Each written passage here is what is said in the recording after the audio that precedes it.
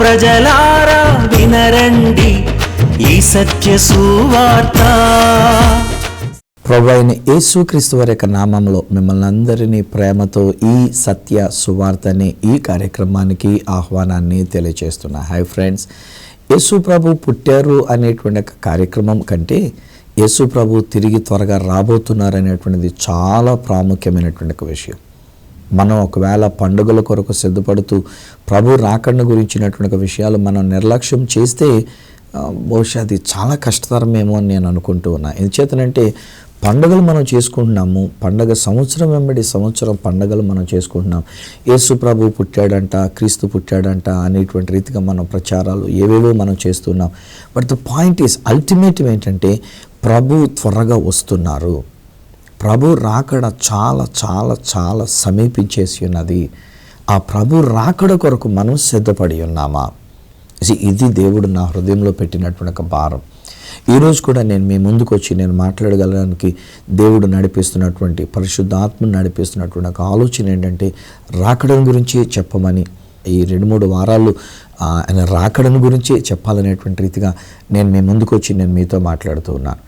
గతంలో నేను మాట్లాడినప్పుడు యెరూషలేములో కట్టించినటువంటి ఒక దేవాలయాన్ని గురించి నేను మాట్లాడి ఉన్నాను. యూదులు అనగా అబ్రహాము సంతానమైనటువంటి ఒక యూదులు చాలా నిష్ఠ కలిగినటువంటి వాళ్ళు, పౌరుషం కలిగినటువంటి వాళ్ళు అక్కడ దేవాలయం కొరకైనటువంటి ఒక విషయంలో చాలా రోషము కలిగి ఉంటారు. దేవుడు ఇచ్చినటువంటి ఒక మందసం కాపాడడంలో కూడా చాలా రోషము కలిగి ఉండేవారు. ఆ మందసం ఎవ్వరూ ముట్టుకోవడానికి వెళ్ళలేదు, ఎందుకంటే దేవుడు చెప్పాడు కనుక. అక్కడ దేవుని యొక్క నివాసం లేక దేవుడు దిగు వస్తుండేవారు కనుక ఆ మందసం అనేటువంటి ఒక పెట్టి మీద ఉండినటువంటి ఒక కరుణాపీఠం మీదకి దేవుని యొక్క సన్నిధి దిగువచ్చుట వలన వారికి అది ఎంతో విలువైనటువంటిది. ఆ యొక్క మందసాన్ని దేవాలయం అనేటువంటి ఒక అతి పరిశుద్ధమైనటువంటి ఒక స్థలంలో పెట్టేవారు. అక్కడికి సంవత్సరానికి ఒక్కసారి మాత్రమే ప్రధాన యాజకుడు ఉండినటువంటి ఆయన లోపలికి వెళ్ళి అక్కడ ఈ గొర్రెపిల్ల యొక్క రక్తాన్ని ఆ మందసం మీద ఉండినటువంటి ఒక కరుణాపీఠం మీద దానిని ప్రోక్షిస్తుండేవాడు.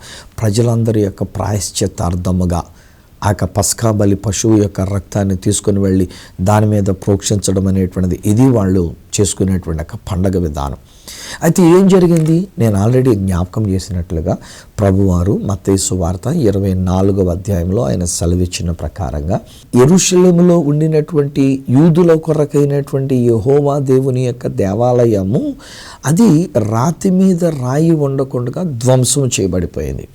ఎప్పుడు చేయబడింది? నీరో అనేటువంటి ఒక చక్రవర్తి రోమా సామ్రాజ్యం తరపున యెరూషలేం మీదకి దండెత్తి వచ్చినప్పుడు యెరూషలేము పట్టణాన్ని కాల్చివేసి ఉన్నాడు. ఈ యెరూషలేములో ఉండినటువంటి ఒక దేవాలయాన్ని కూడా పడగొడుతూ ఉన్నప్పుడు సొలొమోను రాజుగారు ఈ దేవాలయాన్ని కట్టేటప్పుడు రాళ్లతో కట్టి రాయి మధ్యలో బంగారాన్ని పొదిగి మరీ దేవాలయాన్ని కట్టించాడు. అంతటి ఘనమైనటువంటి ఒక దేవాలయం అండి. ఆ రోజుల్లో సొలొమోను రాజుగారు కట్టించినట్టు ఎన్నో మనుగుల బంగారం దానితో పొదిగినటువంటి రీతిగా ఉండినటువంటి ఒక దేవాలయం. ఇప్పుడున్నటువంటిది అక్కడ డూమ్ ఆఫ్ ద రాక్ అనేటువంటిది ఒకవేళ అది ఎంతో విలువైనటువంటి ఒక బంగారంతో చేయబడింది. కానీ ఆ రోజుల్లో రాయి మధ్యలో ఆనాటి బంగారం అనేటువంటిది అక్కడ పొదిగించబడి ఉన్నది. సో సైనికులు ఒక రాళ్లను పొడిచినప్పుడు మధ్యలో బంగారం కనబడింది. సో న్యాచురల్ వాళ్ళు ఏం చేశారంటే ప్రతి రాయి పొడిచేశారు. దానికి మధ్యలో ఉన్నటువంటి ఒక బంగారాన్ని తీసుకునడానికి అనేటువంటి రీతిగా రాతి మీద రాయి ఉండకుండా ఉండినటువంటి ఒక పరిస్థితి యేసు పలికిన మాట అక్షరాల జరిగినటువంటి ఒక విషయం. క్రీస్తు శకము 70వ సంవత్సరంలో. అదే సంవత్సరంలో మనకి బైబిల్ గ్రంథంలో కూడా వ్రాయబడిన ప్రకారంగా అపోస్తల కార్యములు 8వ అధ్యాయంలో అక్కడ ఒక గొప్ప హింస కలిగినందున యూదులు ప్రపంచ దేశాలన్నింటిలోనికి చెదరిపోయారు అనేటువంటి రీతిగా మనకు బైబిల్ గ్రంథంలో కూడా చరిత్ర వ్రాయబడి ఉన్నది. సో ఆ రోజుల్లో కలిగినటువంటి ఒక హింసను బట్టి రోమియులైనటువంటి వారు యూదులను చిత్రవధ చేసి చంపుతూ ఉండేవారు. అదే విషయంలో అదే సందర్భంలో ఎవరైతే యేసు ప్రభుని నమ్మి క్రైస్తవులుగా పరిగణించబడ్డారో వాళ్ళను కూడా చంపుతూ వచ్చిన్నారు. క్రీస్తు శకం 300 సంవత్సరాల కాలంలో కాన్స్టంటైన్ అనేటువంటి రోమా చక్రవర్తి యొక్క తల్లి అయినటువంటి హెలెనమ్మ గారు యేసు ప్రభువుని అంగీకరించి ఆమె ఇచ్చినటువంటి యొక్క సలహా మేరకు ఈయన గారు కూడా సులువు వేసుకున్నటువంటి యొక్క వస్త్రములతో తన యొక్క సైనికులు సిద్ధపరిచి వాళ్ళకి విజయము కలిగినందుచేత ఇతడు కూడా ఎంతో కొంత విశ్వాసం అనేటువంటిది యేసు ప్రభు వారి మీద కలిగినందుచేత ఆయన డిక్లేర్ చేశాడు. రోమా చక్రవర్తికి ఉండినటువంటి ఆయన క్రైస్తవ్యం అనేటువంటిది ప్రపంచ మతములలో ఇది కూడా ఒక మతము అని డిక్లేర్ చేసినందుచేత అప్పటి నుంచి కొంచెం క్రైస్తవులకి హింస అనేటువంటిది తగ్గింది. యూదులైనటువంటి వారిని చిత్రహింసలు పెట్టుకొని ఈవెన్ తర్వాత కూడా హిట్లర్ అనేటువంటి ఆయన కూడా యూదులైనటువంటి వారి మీద అంత కసి పెంచుకొని వాళ్ళని చంపేయడానికి అనేటువంటి రీతిగా వాళ్ళందరినీ నేను మీకు ఇస్తాను రండి, నేను తీసుకొచ్చి వాళ్ళని ఒక గోతాముల్లోనికి అన్నట్టుగా తీసుకొని వెళ్ళి పెట్టి దానిలోనికి పొగ పెట్టి దానిలోనికి వేరే వాయువులు పెట్టి వాళ్ళని అందరినీ చంపించేసినటువంటి లక్షల మంది యూదులైనటువంటి వారిని చంపిస్తూ వచ్చినటువంటి ఒక పరిస్థితులు. బట్ యూదులకున్న మత నిష్ట చాలా నిష్ట అండి బాబాయ్ గారు.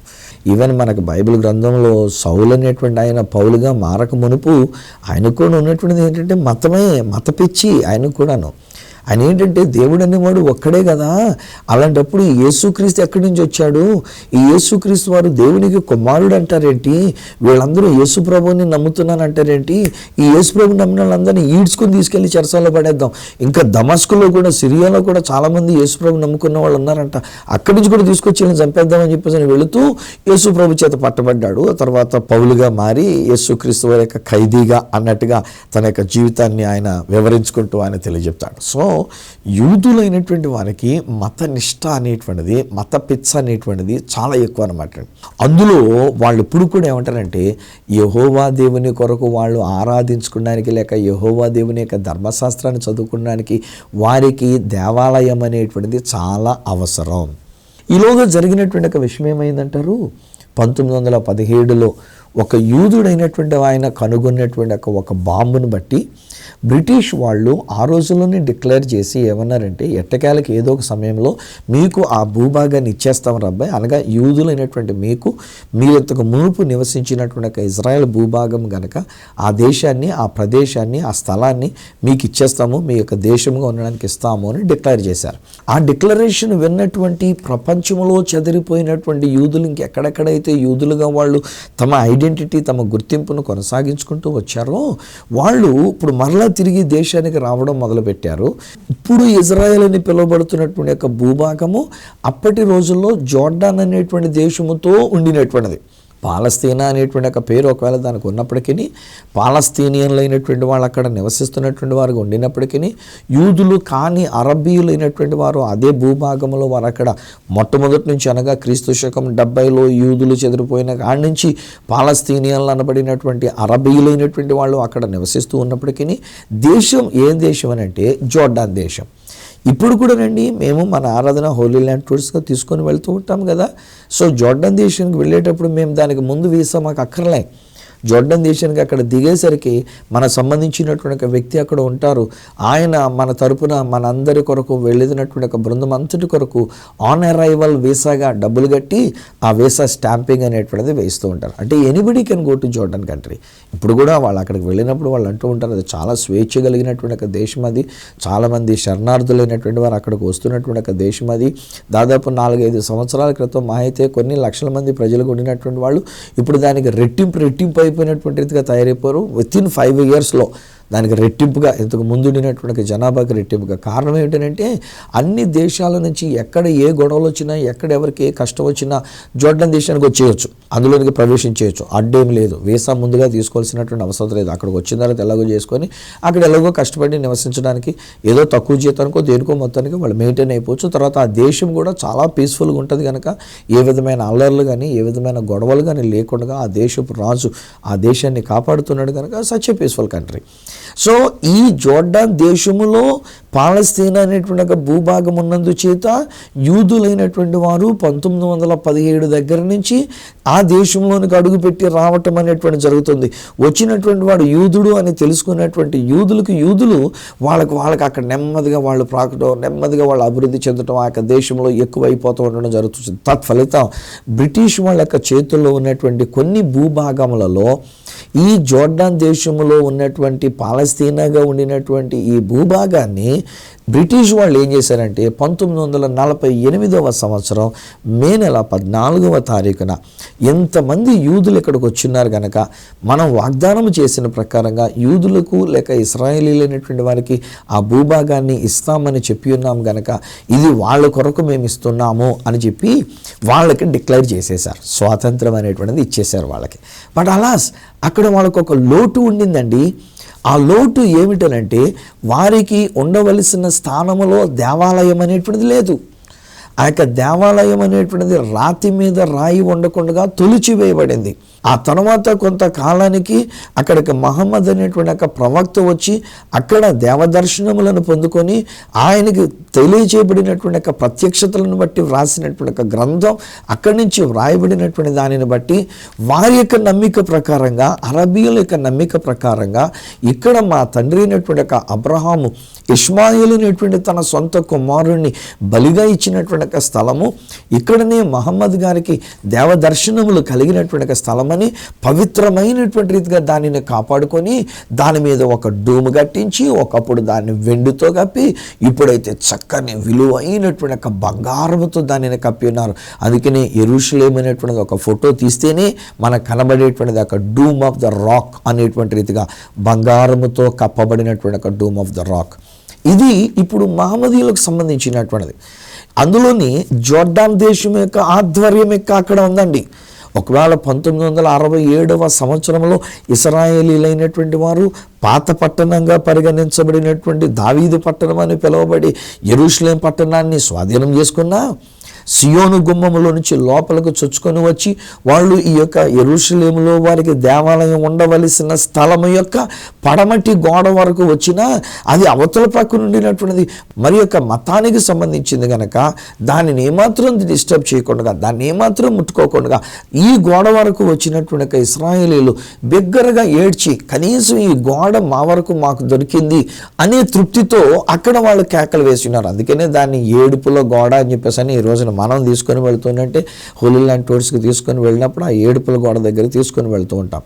అక్కడ యూదులైనటువంటి వాళ్ళు ఆ గోడ యువతల వీరిది, ఆ గోడ అవతలుండినటువంటిది మహమ్మదీయులకు సంబంధించినటువంటిది, అరబీలకు సంబంధించినటువంటిది, జోర్డానీయులకు సంబంధించినటువంటిది, పాలస్తీనియన్లైనటువంటి వారికి సంబంధించినటువంటిది. అందుకనే ఆ పైన అవతల పక్కన డూమ్ ఆఫ్ ద రాక్ ఉన్న దగ్గర నుండి పాలస్తీనా పోలీసు వాళ్ళు ఉంటారు, జోర్డాన్ దేశానికి సంబంధించిన పోలీసు వాళ్ళు ఉంటారు.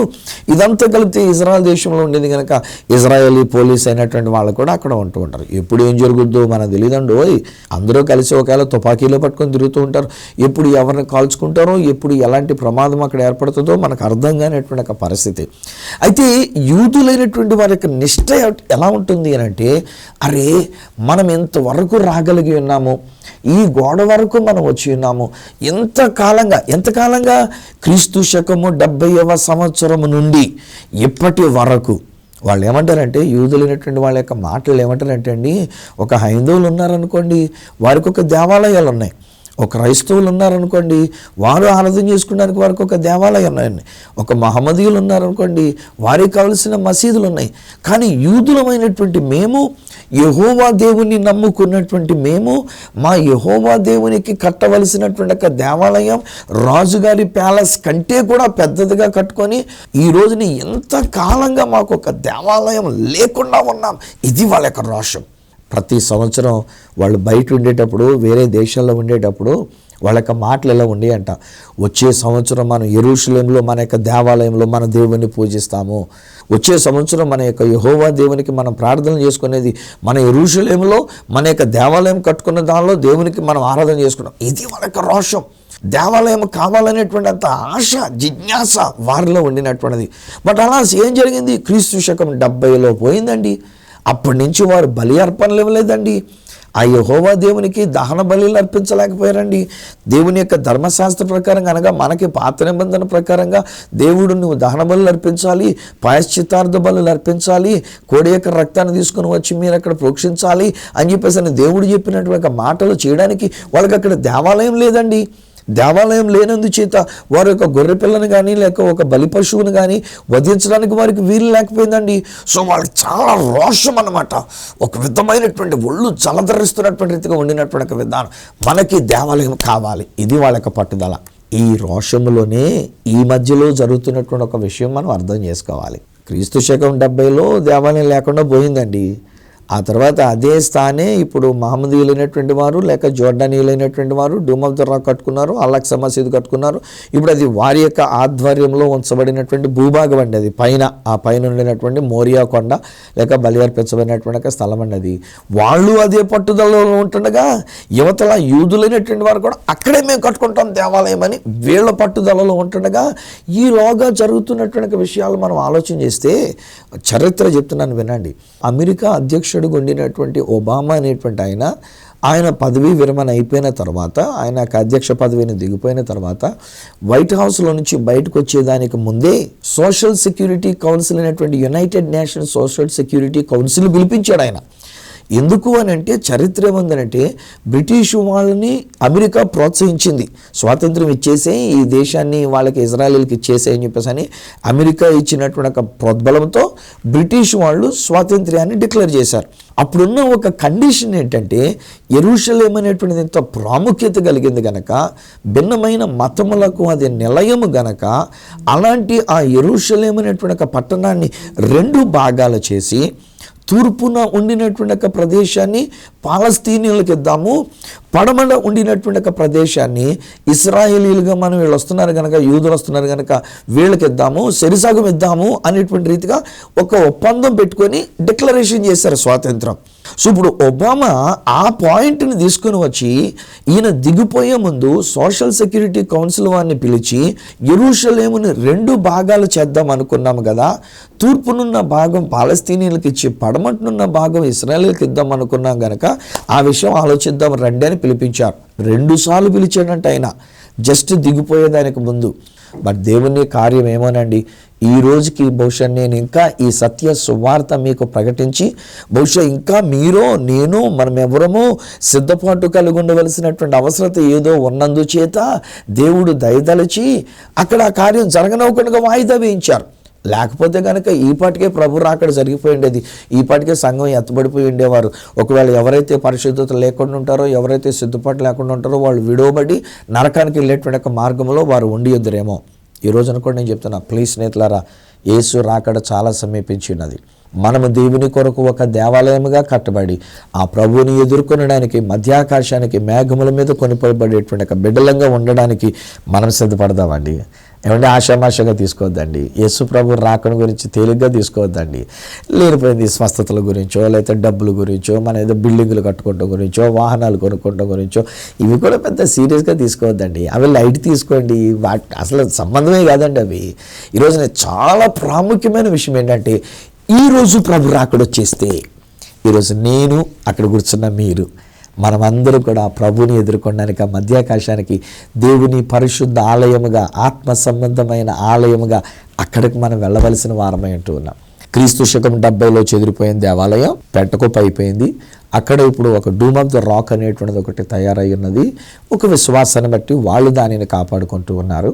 ఈలోగా ఇశ్రాయేలీలకి స్వాతంత్రం వచ్చింది.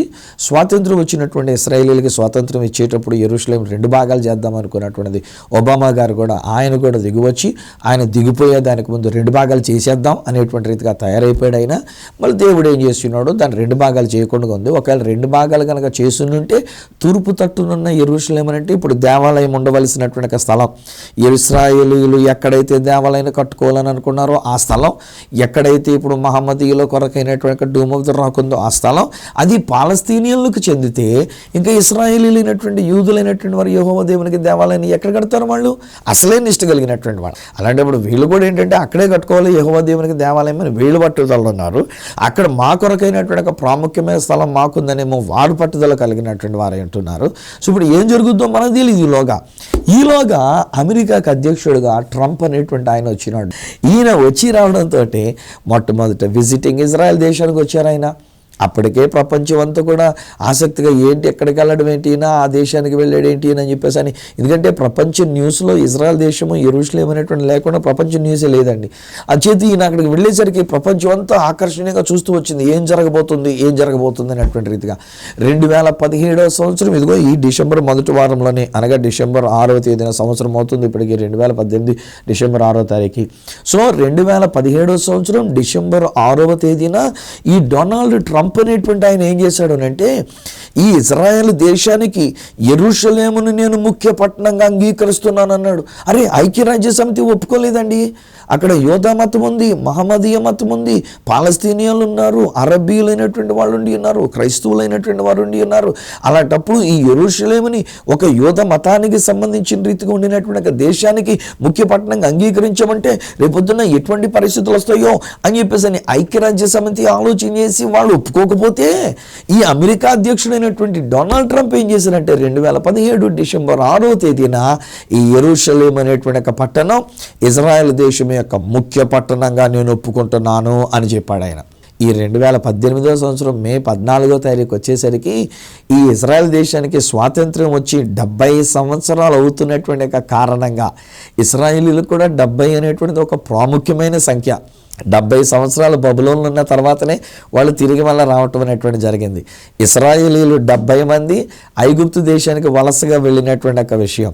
మరలా తిరిగి వచ్చేటప్పుడు ఎక్కడికక్కడ ప్రజలు చచ్చిపోతుందంటే మోషే గారు మాట్లాడుతూ ఒక మనుషుని యొక్క, ఒక నరుని యొక్క ఆయుష్ కాలము 70 సంవత్సరములు అని చెప్పేసి ఒక పరిధి అక్కడ పెట్టి ఉన్నాడు.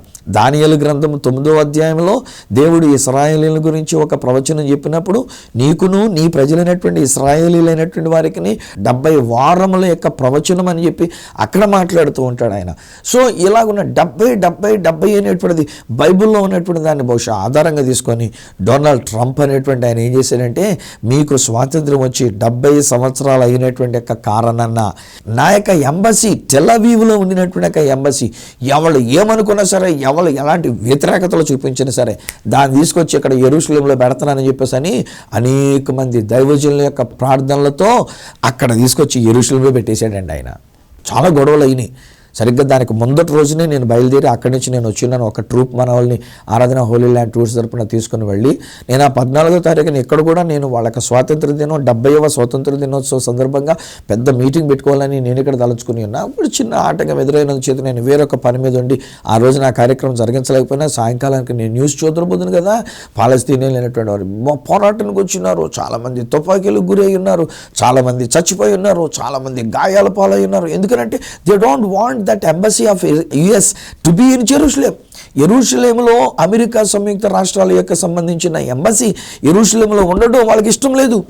అయితే ఏంటంటే ట్రంప్ గారు అక్కడ యెరూషలేంలోనే ఈ యొక్క ఎంబసీని తీసుకొచ్చి పెట్టాడు. ఇప్పుడు ఈ రోజుని అందుకని ఇశ్రాయేలీయులు అంటున్నటువంటి మాట ఏంటంటే తెగించేసి ఒక మాట అంటున్నారు. ఏంటంటే ఈరోజు ఈనాటి మా యొక్క కోరేషు ఈ అమెరికా అధ్యక్షుడైనటువంటి డొనాల్డ్ ట్రంప్ గారే అని చెప్పేసి అని పెట్టారు. కోరేషు అంటే ఎవరు అనుకుంటున్నారు? దేవాలయాన్ని కట్టుకోవడానికి సహాయపడిన ఆనాటి కోరేషు. యెషయా గ్రంథం 43, 44, 45 అధ్యాయాల దగ్గర కనబడుతున్న కోరేషు, యెహోవా మందిరాన్ని కట్టించడానికి సహాయపడినటువంటి ఒక కోరేషు. సో ఇప్పుడు వీళ్ళు ఏమన్నారంటే, ఈనాడు మేము ఎంత కాలంగా దేవాలయం లేకుండా ఉండినటువంటి మాకు, అన్ని మతాలకి దేవాలయాలైనటువంటి ఉండి అన్నవి, ఎటొచ్చి దేవుణ్ణి నమ్ముకున్నటువంటి మాకు ఇన్ని సంవత్సరాలుగా క్రీస్తు శకం 70 నుండి ఇప్పటి వరకు మా యెహోవా దేవుణ్ణి మేము ఆరాధించుకోవడానికి దేవాలయం అంటూ లేని ఒకే ఒక మతం ప్రపంచంలో ఎవరు అని అంటే యూదులమైనటువంటి మేము. అలాంటి మాకు దేవాలయాన్ని కట్టుకోవడానికి మాకు ఈనాడు సహాయపడే మా కోరేష్ లాంటి వాడు ఎవరు అని అంటే ఈ డొనాల్డ్ ట్రంప్ అనేటువంటి రీతిగా ఆయన గురించి చెప్పుకుంటున్నారు. ఏమోనండి బాబు, ఒకవేళ కనుక ఈయన కూడా ఏమన్నా రెచ్చిపోయి గవ్వుకుని మీకు ఎందుకు కట్టుకోండి రబ్బాయి దేవాలయం, నేనున్నాను మీ వెనకాలని చెప్పేసి అని అన్నాడే అనుకోండి, ప్రభు రాకడ జరిగిపోయినటువంటిదే.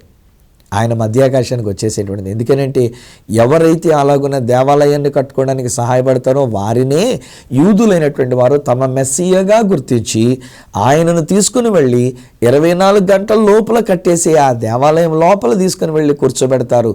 ధర్మ విరోధమైనటువంటి క్రీస్తు విరోధి ప్రత్యక్షపరచబడక మునిపే సంఘము ఎత్తబడటం అనేటువంటి జరగాలి. హై ఫ్రెండ్స్, 3వ దేవాలయం అని వాళ్ళు ఎదురు చూస్తూ ఉన్నారు.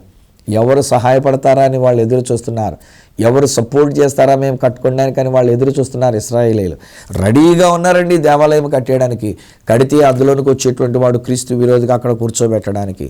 ఈలోగా ప్రభు రాకడ జరిగిపోతే, ఈరోజు ఒకవేళ ప్రభు రాకడ జరిగితే, ఈలోగా ప్రభు రాకడ కొరకు మనల్ని మధ్యాకాశానికి అంటూ ప్రభు పిలిస్తే, నా ప్రియ స్నేహితులరా, రోషముతో నేను మాట్లాడుతున్నా, ఒక పట్టుదలతో నేను మాట్లాడుతున్నా. Are you ready? నీవు సిద్ధంగా ఉండి ఉన్నావా? మీతోటే నేను మాట్లాడుతున్నా. ఒకవేళ ఈరోజు ప్రభు రాకడ పిలిస్తే, ఒక కేక మనకి వినబడితే, ఇక్కడికి ఎక్కిరమ్మని కేక వినబడితే, మనము మధ్యాకాశానికి ప్రభుని ఎదుర్కొనడానికి సిద్ధంగా ఉండి ఉన్నామా? మన హృదయం సిద్ధపడి ఉన్నదా? మన యొక్క శరీరం పరిశుద్ధపరచబడి ఉన్నదా? యేసు రక్తములో మనము కడగబడి ఉన్నామా? మన పాపముల నుండి మనం విడుదల పొందుకొని ఉన్నామా? మనం పరిశుద్ధపరచబడి ఉన్నామా? కడగబడి ఉన్నామా? శుద్ధి చేయబడి ఉన్నామా? ఇదండి నేను అడుగుతున్నటువంటి మాట. ఏమంటే రోగం బాగుపడడం పెద్ద గొప్ప సంగతి కాదండి. మీ అప్పు తీరడం పెద్ద గొప్ప సంగతి కాదండి. మీ అక్కరలు తీరడం పెద్ద గొప్ప సంగతి కాదండి. ఈరోజు నీ ప్రభు రాకడ ఈ క్షణంలో ఇప్పుడు జరిగితే, మీరు మనమందరం కూడా ఆ ప్రభుని ఎదుర్కొనడానికి మధ్యాకాశానికి వెళ్ళిపోవాలి. తండ్రి, నీకు వందనాలు. నీ రాకడ అతి సమీపించింది. పరిస్థితులన్నీ జరుగుతూ ఉన్నాయి. యెరూషలేములో దేవాలయం కట్టబడడానికి ఏమో ఎవరు చేస్తారో మాకు తెలియదు నాయనా.